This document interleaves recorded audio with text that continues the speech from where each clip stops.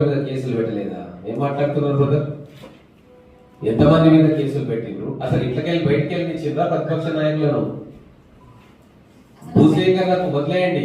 ఒక మంత్రి కేటీఆర్ వెళ్తున్నాడు హైదరాబాద్ నుంచి అంటే మొత్తం రూట్ అంతా గృహ నిర్బంధనం చేసిన దాఖలాలు లేవా? రెండు వందల సార్లు చేసిండ్రు. కేసీఆర్ అయితే కిందికి వెళ్ళిపోడు, ఆయన పైకి వెళ్ళిపోతాడు. కానీ కేటీఆర్ పోయినప్పుడు బయటికి వెళ్ళనిచ్చిండ్రా? ప్రజాస్వామ్యవాదులను కావచ్చు, సివిల్ సొసైటీ వాళ్ళని కావచ్చు, ప్రతిపక్ష పార్టీలను కావచ్చు, లేదా ఎవరైనా ఉద్యోగస్తులు ఏదైనా ధర్నా చేస్తే కావచ్చు, ఇంట్లోకెళ్ళి బయటికి వెళ్లకుండా లోపల గృహ నిర్బంధం ఎంతమంది చేసిండ్రు? నార్మల్ ఎన్నిసార్లు గృహ నిర్బంధం చేసిండ్రు? అవన్నీ మర్చిపోతే ఎట్లా కదా?